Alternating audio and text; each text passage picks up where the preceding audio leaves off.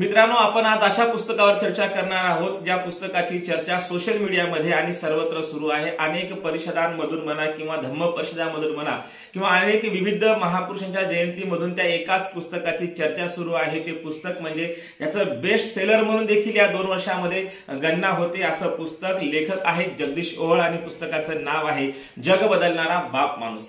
खरं तर लेखकाने या पुस्तकामध्ये नेमकं काय मांडले, लेखकाची काय भूमिका आहे, या प्रत्येक प्रकरणावरती आपण या आधी देखील या पुस्तकावर चर्चा केलेली आहे, व्हिडिओ बनवलेला आहे। परंतु आजपासून मात्र आपण या काही भागांमध्ये प्रत्येक प्रकरणावरती आपण व्हिडिओ बनवणार आहोत। नेमकं लेखकाला काय म्हणायचे आणि लेखकाची काय भूमिका नेमकी या प्रत्येक प्रकरणामध्ये होती, या व्हिडिओच्या माध्यमातून आपण पाहणार आहोत। पहिलंच प्रकरण आहे आईविना पोरका असलेलं पोरग कोट्यावधी लेकरांची आई कसं होते, या संदर्भाने हे पहिलं प्रकरण आहे। आईविनाच पोरके पण ते कोट्यावधी लेकरांची आई हे प्रकरणाचं नाव आहे।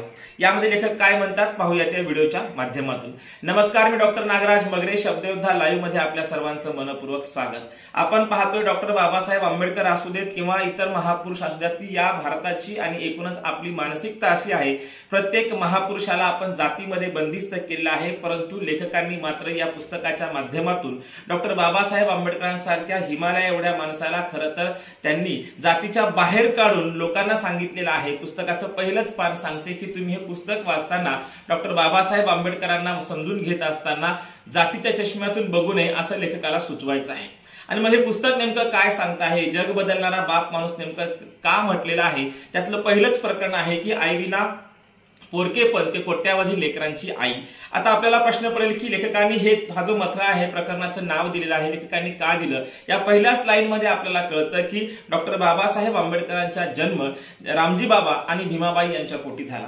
बाबासाहेबांच्या जन्माच्या नंतर खरं तर 5 ते 5.5 वर्षांमध्ये त्यांची आई गेली आणि आई गेल्याच्या नंतर आपण पाहतोय की भिवा, लाडका भिवा हा खरं तर पोरका झाला।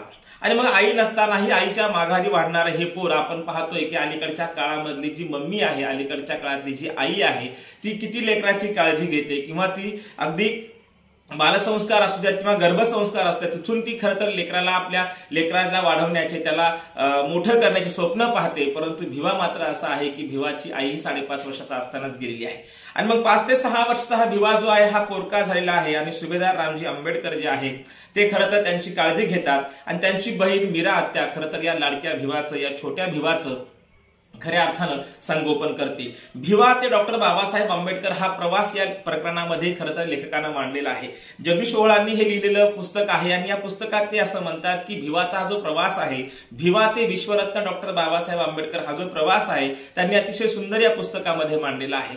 आई झालेला बाप, खरं तर आपण पाहतोय की बाप गेल्यानंतर किंवा आई गेल्यानंतर हे जे काही पोरकेपण असतं ते पोरकेपण समाजामध्ये वावरत असताना कुठेतरी पावलोपावली माणसाला वेदना देतं। आणि डॉक्टर बाबासाहेब आंबेडकरांची आई गेल्यानंतर मीरा आत्या यांनी त्यांचा खरं तर संगोपन केलं। आणि याच मीरा आत्याचा जर आपण विचार करायला गेलं तर मीरा आत्या ह्या खरं तर अपंग आहेत आणि त्या अनेक व्याधीनं त्रस्त आहेत आणि अनेक व्याधीनं त्रस्त असलेल्या मीरा आत्या आपल्या भाच्याची अर्थात लाडक्या छोट्या भिवाची त्या काळजी घेतात आणि भिवाची खऱ्या अर्थानं त्या ठिकाणी काळजी घेत असताना आपल्या भावाचीही त्या काळजी घेतात। आणि आई झालेला बाप खरंच आपण जर पाहिलं असेल तर ते रामजी बाबांमध्ये आहे आणि रामजी बाबा खऱ्या अर्थानं डॉक्टर बाबासाहेब आंबेडकरांची आई झालेली आहे। आणि मग हा जो प्रवास आहे भिवा ते बाबासाहेब आंबेडकर, हा प्रवास लेखकांनी या पुस्तकात मांडलाय। आणि आईविनेचं पोरकं पण काय असतं, खरं तर लेखकांनी ही लिहित असताना प्रत्येकाच्या डोळ्यामध्ये अश्रू आल्याशिवाय राहणार नाहीत, कारण आई विना पोरकेपण आणि कोट्यावधी लेकराची आई बाबासाहेब पुढे कसे बनतात। आज आपण पाहतोय डॉक्टर बाबासाहेब आंबेडकरांना म्हणजे भीमराव आंबेडकरांना आज भीमाई म्हणून आणि बाबासाहेब म्हणजे बाप आणि आई दोन्ही भूमिकेतून आज कोट्यावधी त्यांचे अनुयायी, जगभरातले अनुयायी त्यांना बाबासाहेब म्हणतात। म्हणजे एकीकडे आपण पाहतोय की आई काय करते तर आपल्या लेकराचं संगोपन करते, आपल्या लेकराच्या वेगवेगळी स्वप्न पाहते आणि स्वप्न पाहून ती आपल्या लेकराला उभं करण्याचा प्रयत्न करते। तेवढंच नाही तर आपलं लेकरू सुखी व्हावं, आपल्या माघारी सुखी व्हावं आणि त्याला जास्तीचं सुख देण्याचं काम ती करत असते आणि नेमकं तेच बाबासाहेबांनी इथल्या कोट्यावधी लोकांना भारतीय राज्यघटनेच्या माध्यमातून हक्क अधिकार देऊन त्यांना सुखी करण्याचं काम केलंय, हे नाकारता येत नाही। आणि म्हणून आज आपण पाहतोय की डॉक्टर बाबासाहेब आंबेडकरांना भीमाही देखील म्हणतात आणि बाबासाहेब देखील म्हणतात।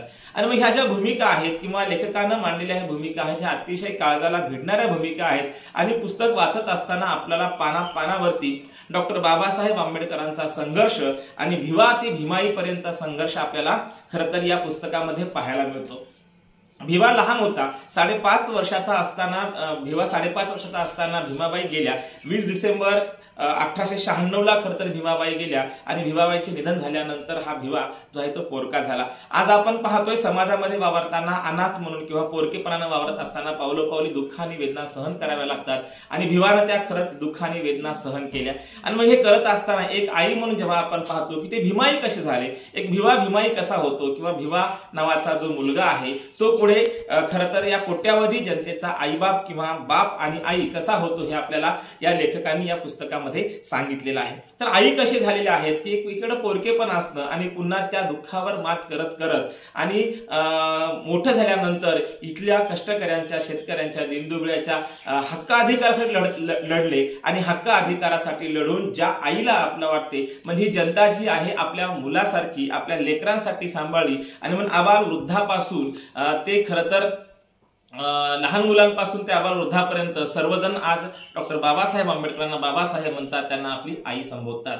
कारण आपल्या लेकरांना गुलामीतून बाहेर काढण्याचं काम, भारतीय संविधानाच्या माध्यमातून हक्क अधिकार देण्याचं काम आणि त्यांना गुलामीतून बाहेर काढण्याचं काम डॉक्टर बाबासाहेब आंबेडकरांनी केलं। आणि म्हणून हा जो काही पोरका भिवा आहे तो सर्वांची आई अशा पद्धतीने होतो। अतिशय सुंदर लेखकांनी या पुस्तकामध्ये मांडलेलं आहे। आई म्हणजे नेमकं काय असतं, खरं तर आपण पाहतोय फमू शिंदे असतील किंवा अनेक कवी आहेत, त्या प्रत्येक कवीनं आईवर लिहिलेलं आहे। आणि आई काय असते तर आपल्या सर्वांना माहित आहे की आई ही जन्माची शिदोरी आहे, ती सरता सरत नाही, उरता उरत नाही, असं आईचं गुणगान गायलं जातं। आणि इथे आपण पाहतोय की भिवाला आई नाही आणि पुढे हाच भिवा कोट्यावधी जनतेची आई होतो। म्हणजे हा जो प्रवास आहे हा प्रवास साधारण नाही आणि हा प्रवास उलगडताना लेखकांनी ज्या पद्धतीने हा प्रवास मांडलेला आहे अतिशय सुंदर हा प्रवास आणि वाचताना तेवढाच काळजाला भिडणारा हा प्रवास आपण याच्यामध्ये वाचू शकतो। आई विना पोरकेपण म्हणजे काय तर आज आपण पाहतोय की रामजी सुभेदार जे आहेत ते खरं तर त्यांचे बाप झालेले आहेत, म्हणजे आई झालेला बाप असं मी तुम्हाला मगाशी म्हटल्यासारखं की एक बाप आहे आणि आईच्या माघाऱ्या त्या बापानं त्याच्या आईची भूमिका घेतलेली आहे। आणि म्हणून आपण पाहतोय की भिवा ची आई झालेला बाप जे आहे भीमराव रामजी आंबेडकर जेव्हा आपण पाहतो घडतात आणि डॉक्टर बाबासाहेब आंबेडकर जेव्हा आपल्या समोर उभे राहतात तेव्हा आपल्या लक्षात येतं की भिवा ते विश्वरत्न डॉक्टर बाबासाहेब आंबेडकर हा जो प्रवास आहे हा प्रवास साधारण नाही। आणि रामजी सुभेदारांची मोठी बहीण अर्थात आत्याबाईंनी खरं तर मीरा आत्यानं परतपाळ केला। आणि मी तुम्हाला सांगितलं की मीरा आत्या कशा होत्या, त्या अपंग होत्या आणि त्या अनेक व्याधीनं त्रस्त होत्या, तरीही आपल्या भिवाला आणि आपल्या लाडक्या भाच्याला आईची आठवण येऊ दिलेली नाही। आणि या भावाच्या संसारामध्ये खरं तर तिनं राबून या लेकरांना सांभाळलं, भिवाचा सांभाळ केला, भिवाला आईची आठवण येऊ दिली नाही। आणि भिवाचं जे पोरकेपण आहे कुठेतरी मीरा आत्यामुळे कुठेतरी एक आसरा म्हणा, कुठेतरी एक मायेची सावली मीरा आत्या देत राहिली। आणि मीरा आत्यानं खरं तर या कोट्यावधी लेकरांची आई खऱ्या अर्थानं जपली म्हणायला काही हरकत नाही, ते मीरा आत्यानं जपलेली आहे। कारण लाडका भिवा पुढे आपल्या सर्वांची आई झालाय। स्वाभाविक आहे की आपल्या आईला जपणाऱ्या अर्थात बापाला जपणाऱ्या डॉक्टर बाबासाहेब आंबेडकरांना जपणाऱ्या ह्या मीरा आत्या ह्या सुभेदार रामजी आंबेडकरांच्या बहीण आहेत। आणि मग हा जो काही प्रवास आहे आणि दिव्यांग असलेल्या, शारीरिक व्याधी असलेल्या आणि अनेक व्याधीनं ग्रासलेल्या मीरा आत्यांनी भिवाचा खरं तर परतपाळ केलाय, भिवाचं संगोपन केलंय आणि आपल्या सर्वांसाठी डॉक्टर बाबासाहेब आंबेडकरांच्या रूपानं हा भिवा मोठा होतो आणि आपल्या सर्वांची आई होतो।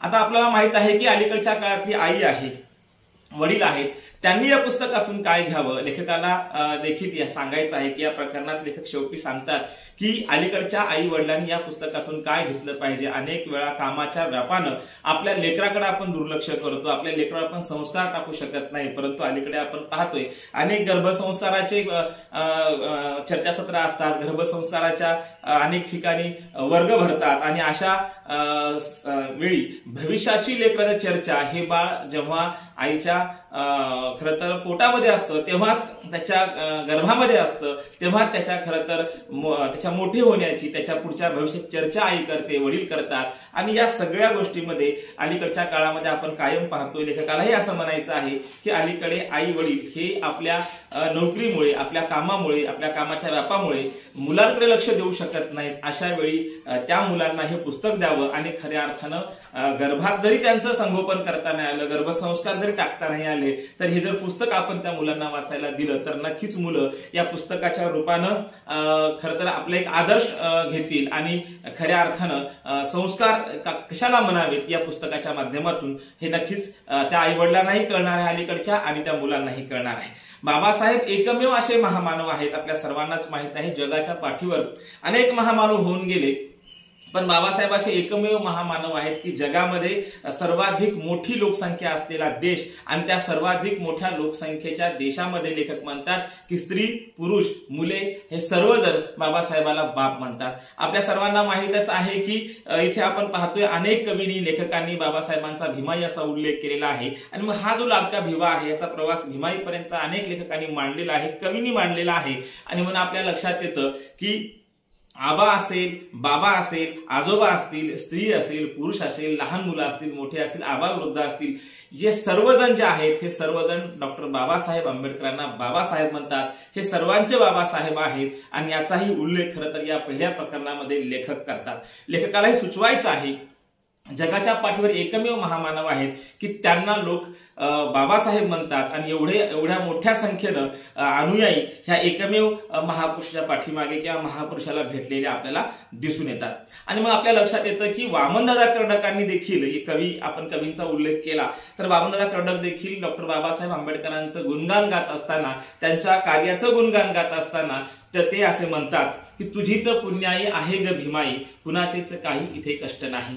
खरं तर ते सांगतात की इथल्या शोषितांना, इथल्या गुलामांना मातीतून वर काढण्याचं काम खऱ्या अर्थानं ज्यांचं जगणं किड्या मुंग्यांचं होतं अशा मातीतल्या लेकराला वर काढण्याचं काम डॉक्टर बाबासाहेब आंबेडकरांनी केलं. आणि म्हणून वामनदादा कर्डकांनी म्हटलंय की तुझीच पुण्याई आहे ग भीमाई, कुणाचेच काही इथे कष्ट नाही. आणि मग ही सहज ह्या ओळी जरी आपल्याला वाटल्या तरी नक्कीच वामनदादा कर्डकांच्या ह्या ओळी असतील किंवा जगदीश ओवळ सरांचं हे पुस्तक असेल, नक्कीच आपल्याला सांगतं की या दीनदुबळ्यांची आई, या कोट्यावधी अनुयायांची आई होण्याचं काम जेव्हा बाबासाहेब करतात तेव्हा हा प्रवास काय साधारण नाही.